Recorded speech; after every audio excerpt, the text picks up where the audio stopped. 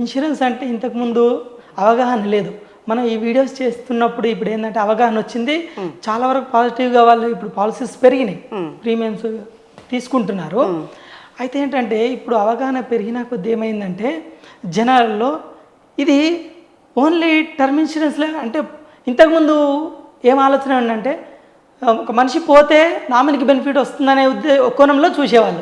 కానీ ఇప్పుడు అవగాహన మనం కల్పించిన తర్వాత ఇది ఒక ప్రొటెక్షన్, ఇది ఏంటంటే వెల్త్ ప్రొటెక్షన్ అంటే మనకి ఆర్థిక భద్రత లాగా మనం అర్థం చేసినాం వాళ్ళకి. ఆ పాయింట్ మిస్ అవుతున్నారు, ఇది ఆర్థిక భద్రత అనే పాయింట్ ని మిస్ అవుతున్నారు, ఫైనాన్షియల్ ప్రొటెక్షన్. కాబట్టి వాళ్ళకి అవగాహన వచ్చింది, ఇప్పుడు పెరిగినాయి. ప్లస్ మన టాటాలో ఏంటంటే సర్వీస్ బాగుంటుంది.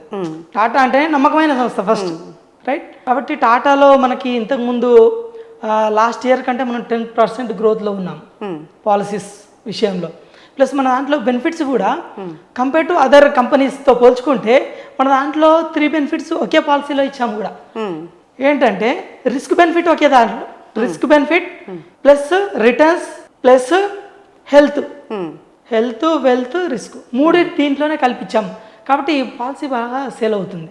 ప్లస్ మనం ఇచ్చిన సర్వీస్ తర్వాత పాలసీ మనం ఏదైతే చేసిన తర్వాత వాళ్ళకి ఇచ్చే సర్వీస్ కూడా చాలా బాగుంది కాబట్టి పెరిగింది. ఇప్పుడు నెక్స్ట్ ఇంకేమన్నా మనం దాని గురించి మాట్లాడదాం. ఓకే, సో నమ్మకాన్ని కలిగించడంలో కూడా మీరు చాలా సక్సెస్ అయ్యారంట. 100%. అయితే ఇప్పుడు రిక్రూట్మెంట్ విషయానికి వస్తే ఇప్పుడు ఈ పాలసీదారులని క్లయింట్లని ఎట్లా సంప్రదిస్తారు, అంటే ఎట్లా ఏజెంట్స్ని రిక్రూట్ చేసుకుంటారు?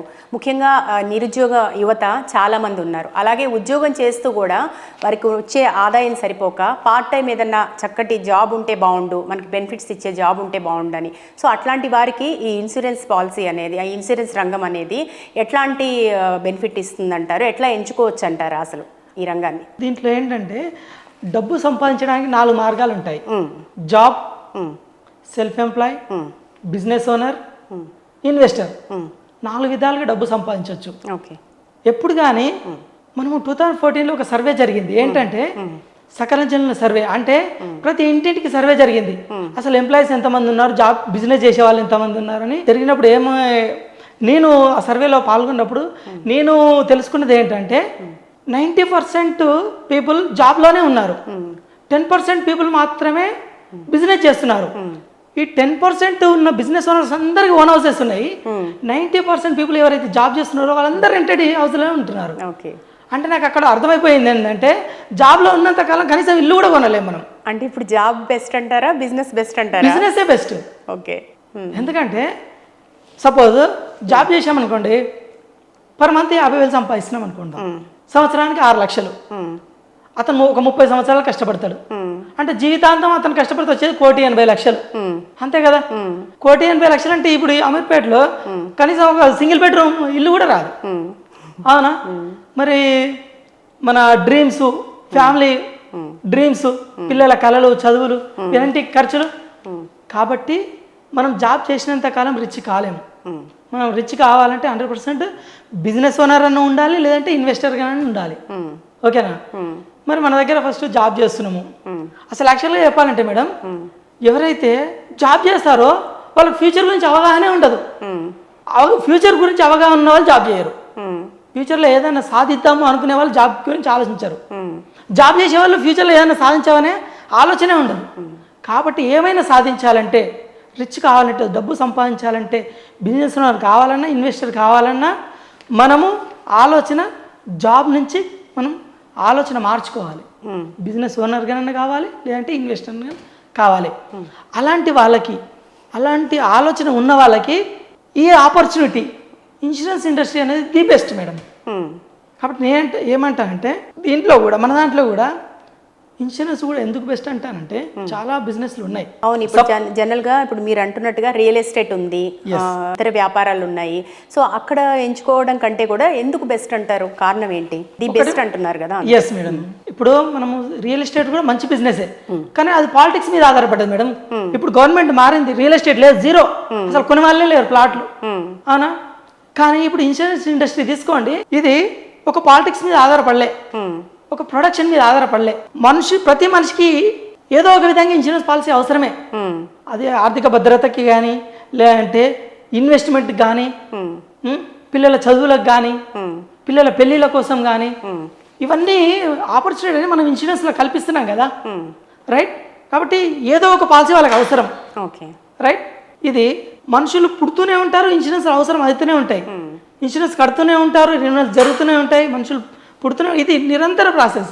ప్రొడక్షన్తో సంబంధం లేదుగా, సీజనల్ బిజినెస్ కూడా కాదు ఇది. వర్షాకాలంలో ఉంటుంది, ఎండాకాలంలో ఉండదు అన్నట్టు కూడా కాదు కదా. కాబట్టి ఎప్పటికి ఉండేది. ప్లస్ ఇంకోటి ఏంటంటే తెలుసా మేడం, ఇన్సూరెన్స్లో ఎక్కడి నుంచి అయినా చేసుకోవచ్చు బిజినెస్. ఇప్పుడు సపోజ్ మీరు అంటున్నట్టు రియల్ ఎస్టేట్ బిజినెస్ కూడా మంచి బిజినెస్ అంటున్నారు, ఓకే ఒప్పుకుంటాను. కానీ మీరు ఎక్కడో విలేజ్లో ఉంటారు మేడం, మీకు ఒక తెలిసిన వాళ్ళు ఉంటారు, సరే ప్లాట్ మీద ఇన్వెస్ట్ చేద్దాం అనుకుంటారు. మీరు అక్కడి నుంచి ఇక్కడికి రావాలి, హైదరాబాద్లో వాళ్ళు ఇన్వెస్ట్ చేద్దాం అనుకుంటారు. ఇక్కడికి సైట్ విజిటింగ్ చేయించాలి, ప్లస్ లీగాలిటీ చెక్ చేయించుకోవాలి, కబ్జాల భయం, హైడ్రా భయం, ఇవన్నీ ఉన్నాయి. ఇవన్నీ అవగాహన ఉంటేనే ఆ బిజినెస్ చేయగలుగుతాం.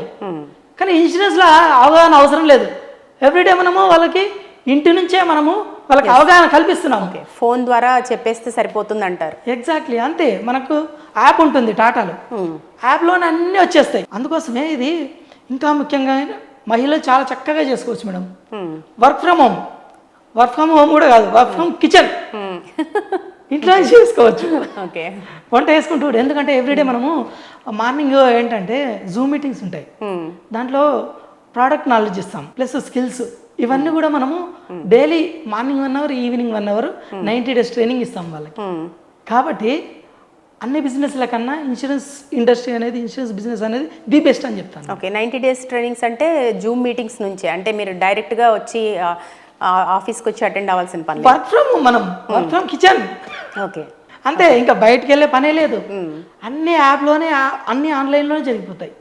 ఓకే, సో టోటల్ ట్రైనింగ్ అంతా అలాగే ఉంటుందంటారా, లేకపోతే ఒక స్పెసిఫిక్గా ఈ 90 days ట్రైనింగ్ మాత్రమే ఇలా ఉంటుంది? 90 days తర్వాత మంత్లీ ఒక మీటింగ్ అనేది మనకి హెడ్ ఆఫీస్లో ఉంటుంది. అది ఎందుకోసం అంటే లీడర్గా ప్రమోట్ అవుతారు. అప్పటి వరకు ఏంటంటే ఈ 90 daysలో ఇన్కమ్ సంపాదిస్తారు కదా, వాళ్ళు లీడర్గా ఎదుగుతారు. ఎదుగుతున్న క్రమంలో కొన్ని అప్డేట్స్ కంపెనీ నుంచి వస్తాయి కదా, అప్డేట్స్ అనేది మనము జూమ్ మీటింగ్లో చెప్పడం కుదరదు. ఎందుకంటే 1 day ట్రైనింగ్, 1 day మనము ప్రోగ్రామ్ ఉంటుంది, అది మార్నింగ్ టు ఈవినింగ్ వరకు ఉంటుంది కాబట్టి జూమ్లో కుదరదు. కాబట్టి ఎవ్రీ మంత్ ట్రైనింగ్ అనేది మంత్లీ వన్స్ మనం హెడ్ ఆఫీస్కి రావాల్సి ఉంటుంది. ఓకే, ఓన్లీ 1 day మాత్రమే, జస్ట్ మంత్లీ వన్స్. సో మొత్తం మీద అంటే శిక్షణ అనేది ఎట్లా ఉంటుందంటారు? అంటే ఈ 90 days ట్రైనింగ్ అన్నారు, తర్వాత 1 day రావాల్సి ఉంటుందన్నారు, అంతేనా? శిక్షణ ఇంతే ఉంటుందా? అసలు ఏంటి, ఎలాంటి అర్హతలు ఉండాలంటారు ఒక ఏజెంట్గా జాయిన్ అవ్వాలి అనుకున్న వారికి? ఎడ్యుకేషన్ క్వాలిఫికేషన్స్ ఏంటి? తప్పకుండా మేడం ఉంటుంది. ఎడ్యుకేషన్ క్వాలిఫికేషన్ 10th పాస్ అయి ఉండాలి, ప్లస్ వాళ్ళకి డిజైర్ ఉండాలి. ఒకటి ఏంటంటే చాలా ఇంపార్టెంట్, అది చాలా ఇంపార్టెంట్. ఎందుకంటే ఇంతకు ముందు మనము ఆపర్చునిటీ ఇచ్చినప్పుడు చాలా వచ్చారు, కానీ క్వాలిటీ వాళ్ళు రాలేదన్నమాట. అంటే వచ్చారు, ఎగ్జామ్ ఫీజు కూడా కట్టుకున్నారు, ఎగ్జామ్ పాస్ అయిపోయారు. అంటే దీంట్లో ఏంటంటే ఎగ్జామ్ పాస్ అవ్వాల్సి ఉంటుంది madam. Central government exam, IIT exam pass అవ్వాల్సి ఉంటుంది. పాస్ అయిన వాళ్ళకి మాత్రమే మనం ఈ ఆపర్చునిటీ ఇస్తాం. ఓకే, మొట్టమొదటి 10th class క్వాలిఫికేషన్ ఉండాలి, 10th పాస్ అవ్వాలి, ఆ తర్వాత ఒక ఎగ్జామ్ కండక్ట్ ఎగ్జామినేషన్ కండక్ట్ చేస్తారు. ఎస్, ఆన్లైన్ ఫీజు కూడా ఉంటుంది 900. మనం ఆన్లైన్లో కట్టుకొని పాస్ అయిన తర్వాతనే మనం తీసుకుంటాము. దీంట్లో డిజైర్ ఉండాలి, ఫస్ట్ తపన ఉండాలి. ఇంతకుముందు మనం ఆపర్చునిటీ ఇచ్చినప్పుడు వచ్చారు, ఎగ్జామ్ కూడా పాస్ అయిపోయారు, కానీ మధ్యలో ఆగిపోయారు. అంటే మళ్ళీ ఇక్కడ ఈ బిజినెస్లోకి వద్దామని ఇంట్రెస్ట్ ఉంది, కానీ ఏంటంటే వాళ్ళు ముఖ్యంగా ఏంటంటే రెండిట్లో ఇరుక్కుపోయారు మేడం. మనము దీంట్లో ఈ క్వాలిఫికేషన్తో పాటు ఇంకో 2 క్వాలిటీస్ కూడా పెట్టాము. ఎబో 30 ఏజ్ వాళ్ళు మాత్రమే తీసుకుంటున్నాము.